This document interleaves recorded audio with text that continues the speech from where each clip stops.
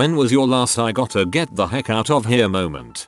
It was years ago, when I was in 4th grade. My parents used to get into fights all the time, especially when my dad was drinking. They'd start yelling and that would turn into actual fist fights. At this time we were living in a small trailer, and the room I shared with all 3 of my siblings was at one end of the trailer, near the back door. So my dad comes home drunk. Mom is pee and starts yelling and it escalates from there. Being in a small trailer, everything sounds so close and terrifying. And as the oldest of 4, I felt the need to protect my siblings, but I didn't know what to do. After a while my mom starts screaming my name at the top of her lungs and I can still hear my dad screaming too. And I knew that I needed to get myself and my siblings out of there ASAP. I ushered them out of the room, down the hallway, and out the back door and told them to head to our aunt's place, who lived a few trailers down. My mom was still screaming for me and all I knew to do was yell "I got them out mom, we're leaving," before also going out the back to my aunt's. I don't recall ever being that scared.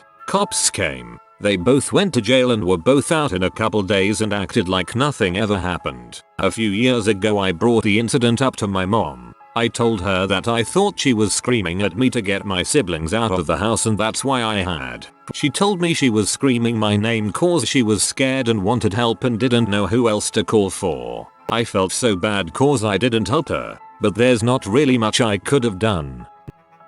I worked in a factory that made large plastic items via filling molds with powder and sending into a giant industrial oven that heated to 550 degrees Fahrenheit. At the end of the week I was cleaning said oven and my boss, not knowing I was inside, turned it on. At the sound of hydraulic doors closing I dove out of the oven just as they closed and avoided free cremation. I both got the heck out of that oven and that company pretty quick.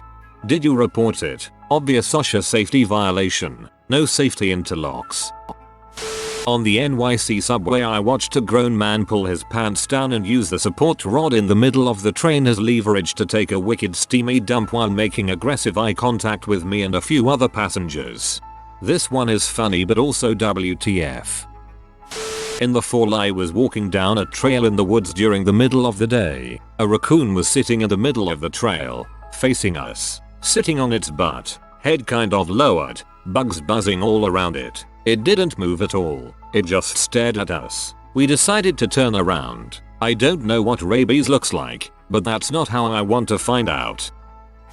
I gave my ex a ride to his court hearing for hitting my daughter. I pointed out to him inside that there was a sign that said no cell phones and that I would run our phones out to the car and she right back. I felt like my heart was going to break my sternum and I had tunnel vision as I called my sister and told her I needed her and her husband to come with their pickup truck to my house right now because I had a small window to get as much of my daughter's and my possessions out of my house before he was released from court. Just as we were wrapping up I saw him running down the street like Usain Bolt right for me. I yelled for them to drop what they had and get in the truck and go. Just as I close my car door he runs up and tries to smash it open. I fumbled with my keys to get the engine started. He then stands in front of my car blocking my path. I dismissed my burning desire to run him over and threw it in reverse and smashed the gas pedal down the block to the next street. I'd like to say things got better after that, but that was just the beginning of the worst year of my life. Now I'm past all of that and living a better life. Whoa, that takes guts. I hope you're doing better now. I was at a marketing recruitment presentation in college and this guy started talking about how we would be able to go to Disneyland and buy Ferraris if we just signed up to his exclusive elite program. We just had to make a small down payment right there in the auditorium. And we shouldn't talk about it with friends or family because haters online had damaged the company's reputation. It was Amway, and the guy was Charlie D'Urso. It says here the IRS has an open investigation on the company. Haters. I'd lived in the same crap neighborhood for a couple years and was living further into the worst of it at a weekly rent place. In prior years my car had been broken into. The house's garage had been broken into. I had some stuff stolen. I'd heard gunshots, but I'd never seen anything all that bad. At the weekly rental, we heard a dude shot dead in the lot next door. The police came knocking to interview neighbors, and everyone else had lived there longer and refused to open the door in case of potential gang retaliation. It was a gang dispute according to later newspaper reports. but in that area it was usually safe to say anything involving guns was gang related. That was the freaking end of that. I found a place far enough outside the city that rent was still cheap, dealt with the long commute, and enjoyed the country. My second from last job. The company owners are arrogant buttholes who think workers are scum. The management are always blaming the workers for their mistakes and the workers themselves were always arguing and bickering amongst themselves. The place was so toxic for people like me who just wanted to do a day's work without all the drama. I work where I work. Was in New Orleans interviewing for a job that required driving a company vehicle 10 hours a day that had valuable specialty equipment. Interview is going great and we get to the part about pay. Guy goes, "We can offer you 10 an hour." A big smile came over my face and I leaned over to shake his hand. He thought I was agreeing. I was telling him bye. Popeyes pays around 15 an hour here.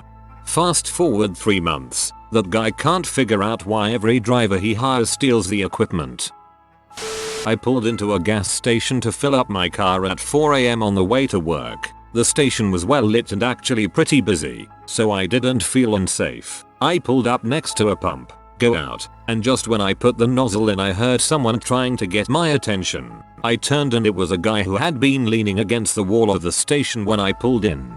There was a van nearby him. He asked if I could call his girlfriend to come pick him up. I called one number, voicemail box full. He gave me a second number, mailbox also full. Then he asked if I had jumper cable and if I could give me a jump. I agreed, thinking the van he was nearby was his vehicle. Then, after I agree, he tells me the story of how he got there. According to him, his car had broken down at another gas station up the street. He said it was closed so he couldn't get any help. So he borrowed a bike from someone and rode it down to this gas station. Then he went into the gas station to leave the bike there. As soon as he started walking away, my brain started racing and pointing out all the things that didn't add up about this story. First, all I could imagine in those voicemail boxes were a bunch of people going, "Your boyfriend is stuck at the gas station." Then, I thought about how in the heck would he legitimately borrow a bike from someone at a closed gas station in the middle of the night in the middle of winter. At that point, I decided it was time to get the frick out of there. Thankfully, I hadn't pumped any gas yet, so I quickly put it back on the pump, got into my car, and tore out of there. I actually felt a little bad because what if he actually needed help? But then I reminded myself about him borrowing a bike in that situation, how he was trying to get me to a dark, secluded secondary location. This dude was absolutely trying to murder me. Never go to the secondary location. My friend's crazy drunk cousin grabbed a circular saw in attempt to kill me because he thought I said something bad about his aunt. I left. What the heck? I was visiting London and just got out of sports bar by myself at 3 AM. Drunk as crap, I decide to walk from the bar, near Leicester Square, to my hotel near King's Cross. Despite not knowing exactly where I am or how to get to the hotel, I start walking in a direction and within a minute I'm walking down a rather wide shopping street when I see two bald guys coming the other way, both pretty much built brick shit houses, and looking like they want to start crap. They hadn't spotted me yet, but one guy suddenly walks to the side of the street and just flat out punches the steel grate in front of a shop entrance as hard as he can. I pretty much did a straight 180, double timed it back to the bar, and asked the nice bouncers to get me a cab. Cab drops me off in front of the hotel and I go to bed without getting the crap kicked out of me first. Probably a good idea. It's maybe a 40-minute walk or so, but once you're past Fitzrovia THC and by Euston, it gets very quiet at night with not many people around. I go to school in Poughkeepsie. One time my friends and I were walking along some train tracks by the river on a foggy night. Not smart. We could barely see 5 feet ahead, but we weren't afraid because it was a popular hangout spot. All of a sudden we hear loud barking and a freaking seakhead lunges out of the fog at us, barking like a dog. The fog around him cleared up and we could see more druggies lying under some leaves by the side of the tracks, watching us and laughing. Never ran so fast or came so close to crapping myself in my life. Crazy guy on the LRT train C-train taking a stone out of his mouth and saying he killed a guy with it. But it was self-defense, so it's okay, right? Yeah, that was peak I gotta get the heck out of here for me. Plus he smelled like puke. That didn't help either. Minor update, it was Calgary, not Edmonton. If a dude pulls a stone out of his mouth and says he killed someone with it, you'd better take that at face value. Happened a few hours ago. Was in the park with my younger brother just playing football, having nice time. Suddenly I see a man looking over in our direction. However, I can't be too sure because I don't have my glasses and I don't want to scare myself for no reason. He's carrying an orange bag so it's easy to see him. I ignore him and brother and I start walking around randomly, not following the path. Backtracking, just not walking logically if that makes sense. Kicking the ball to each other. The last time I went to this park on the 1st, a man of the same build ethnicity followed me so I felt myself getting paranoid. This man kept his distance, but for instance we went into the basketball area and he would come to the entrance and lean against the gate just watching us. He could go behind the trees, it was clear he knew his way around this park, and follow us, which I wouldn't notice if it wasn't for his bag. I wanted to confront him but I was with my younger brother and didn't want to cause trouble. I wasn't really scared but more angry and frustrated. The man suddenly starts getting braver and walking faster towards us. And so we decide to quickly run home even though we were only out for 15 minutes. I'd give the non-emergency line a call. The cops doing a quick drive walk by might be enough to scare him off. Grabbing some Waffle House in a not so good part of town around 2 AM after work. Dude whipped out a gun and was screaming at the chick he was with. Definitely my most gotta get the frick out of here moment. A few years later got a job as a 911 call taker. Same Waffle House got shot up, so there is that. This was like 5 years ago. I was 24 years old, got way too drunk at my local bar and ended up going back to this guy's apartment. It was decorated by somebody's grandmother for sure. There were candelabras everywhere. He lit all of them, then sat me on the couch and proceeded to go through all of these old family photo albums, specifically looking at pictures of his siblings and cousins as children. No joke, he was getting so hard that I could see the album start moving up and down. Then he asked me if I had any pictures of when I was a child or my siblings when they were children. Never sobered up so fast and booked it right the F out of there. Because I got messages about drunk driving. This was in NYC. I walked 16 blocks through East Harlem and never felt so safe in my life. Dang, what a weirdo. Also frickin' Reddit man. People getting upset at you for drunk driving when nowhere in your post does it mention driving home. SMH. I hit a tricky spot because the house that I was living in was being sold off by the owners. I wasn't able to find a place I could afford in time, and ended up having to go live with my dad. My dad had always been a little cagey about describing his living situation. I understood he was living in a very poor area because it was all he could afford at the time, but I wasn't prepared for the heck hole he'd stubbornly insisted on trying to make something of. There's no heating system. All heat came from a dangerously clogged fireplace that triggered my asthma like crazy. There's no running water to anywhere in the house, just the main and the basement. That means any water for cooking, cleaning, hygiene, or even just to flush the toilet needed to be carried by bucket up at least one flight of stairs if not two. No electricity either until I paid off the overdue bills. That meant until I got that figured out, there were no lights, no appliances, nothing. Phone charging was done by risking leaving them in my dad's running car. If I wanted anything more than that, I had to bike 2 miles away to a better part of the city to use the Wi-Fi and electricity at Starbucks to charge everything, including power banks for nighttime use. Holes in the walls, holes in the ceiling, and by holes I mean I could look down and see the living room through the upstairs linen closet floor. Heat pretty much was constantly escaping the house even when we got electric heaters for our rooms. It also extended to the roof, so there was constant water damage to my dad's room. On top of all this, my dad took in an abusive hoarder that proceeded to fill his house with garbage. My dad, being overly empathetic and possibly afraid of being alone, refused to kick him out. I lasted 3 or 4 months before finally shipping the heck out to another relative in a completely different part of the state. It sucked because it meant leaving behind everything familiar to me. But honestly, my life improved greatly once I got a new living situation and job figured out up here. I don't regret leaving. I shudder to think about having to try to spend another winter there. My dad has since found better work and has his own apartment. So I'm grateful he got out of that heck hole and left the abusive hoarder far behind. I just cannot fathom being desperate enough to live without accessible running water. His old living situation sounded exhausting to think about, the coordination required for mundane tasks. The guy that I met, college educated, handsome, retro digs in Long Beach car, articulate, funny, packed a picnic for our blind date complete with cloth napkins, went back to his place and the kitchen was a hoarder's dream. At least 6 full sets of dishes, dirty, sitting in neatly stacked piles everywhere, pots and pans, the same thing. Hundreds of dollars worth of iron cookware stacked on the floor, rusting. Instead of washing dishes he would buy more. Nope, the frick out.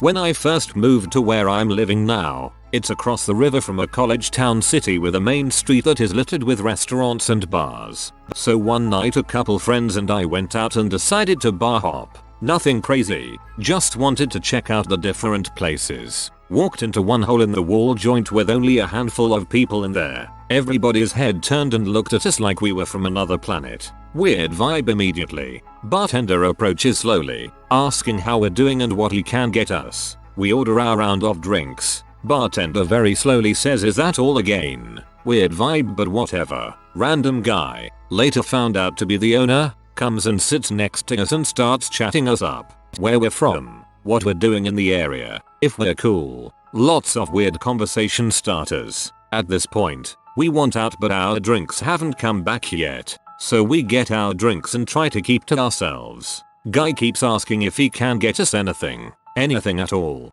off the menu. It's at this point I realize that the 2 women at the other end are doing coke off the bar. There's also now 2 large men standing against the wall right behind us, just grilling us. Not wanting to make a scene, we all shared a "let's get the frick outta here" look. Talked amongst ourselves for a minute, finished our drinks as fast as possible, paid and left. The owner was trying to talk to us the entire time we're paying and making our way to the door, trying to keep us there as the 2 large men slowly close in. We got the frick out and said nothing until we hit the other side of the street. The frick, what a shady place. Glad you guys made it out alright. My husband came home from a business trip early yesterday and failed to mention it to me. I heard someone jiggling the doorknob and sprinted out the back door. Not getting murdered in my own house. I like your style. Most people have a "who the frick is entering my house" mentality, but the no questions asked whelp. Time for me to get the frick out of my house is probably more effective for survival.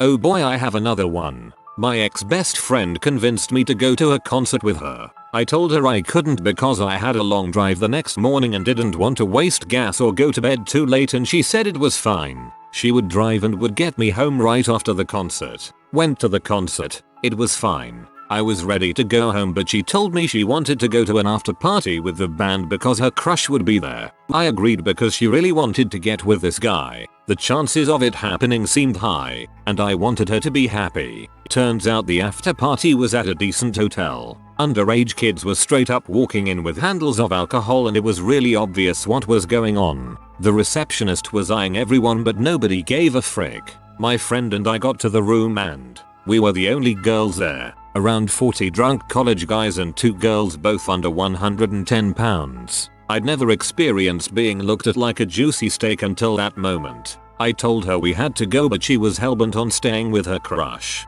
I couldn't convince her, so I called my mom, the most awkward phone conversation of my life, and had her pick me up. Turns out the receptionist called the cops soon after I left and the party got broken up. I think some people got charged.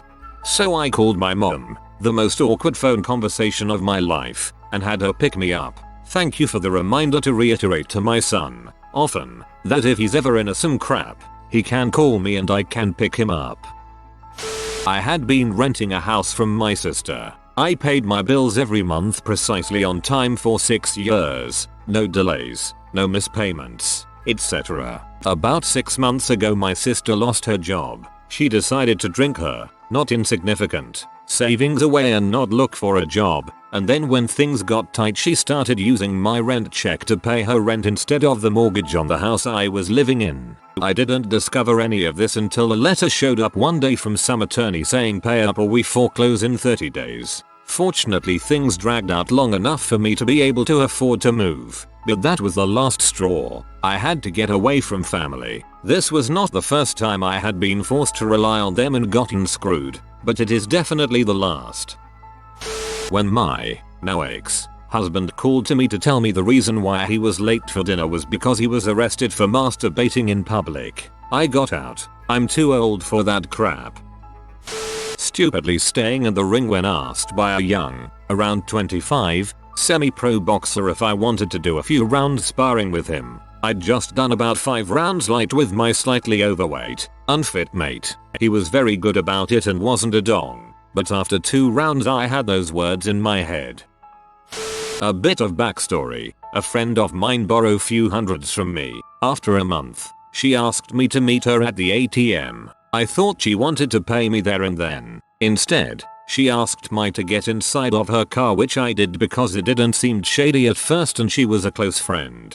During the ride, she said she wanted to bring me into a beating and pay me there. I quickly surmised that it was probably MLM and the money borrowed was her capital and her act of paying me was for the audience and she was probably intending to recruit me. After the car stopped, I noped out and walked back 3 kms to my uni. She tried to take you to a secondary location. Probably walking in Gastown, in Vancouver, BC, my mom and I were looking for her sister, missing, homeless. That old Tez life. Dude in his 30s or so walks up to us, dressed normally, sort of business casual, and we look up and are about to say hi, when he covers his eyes, and starts counting down really slowly and drawn out. Nope. Big ole nope. We backed up and he followed, eyes still covered. He got to 4 or 5 and my mom just grabbed my arm and yanked me away towards people. The downtown east side of Vancouver is something else. A really tight-knit family of homeless, mentally ill, possible drug-using men and women. Men are by choice, but not all. My nana used to live in a sort of hotel there, so I know it well, but that rattled me. A company I was working at got bought out by another company. They tried to make us sign agreements that we wouldn't work in the industry for 2 years after working for our company. So like, I'm not allowed to have a job in my field for 2 years if they lay me off? A bunch of us refused to sign it but nothing happened. Then people in management started getting moved around, and they put someone in charge of me who was really incompetent. When a big company buys a small company with a lot of name recognition, I can see the writing on the wall. I got another job and got the heck out of there. Such agreements are often unenforceable, especially for rank and file employees. Courts take a dim view of denying someone an income. I remember taking my first ever dab with people I didn't know, other than my one friend. I took the largest rip ever and felt like I was going to die. I started hyperventilating while the driver was driving super fast on the highway, probably 80-85 miles per hour. I made him pull over and let me out, where my friend and I made it to a side street and called our other friend to pick us up. The 3 friends who were in the car got into a huge car wreck the same night and the passenger was killed. I've never known people to dab in a car. That's the last place I'd ever take a giant booger. If you are new to the channel, you can subscribe. I publish new videos every day. Until then, check another video.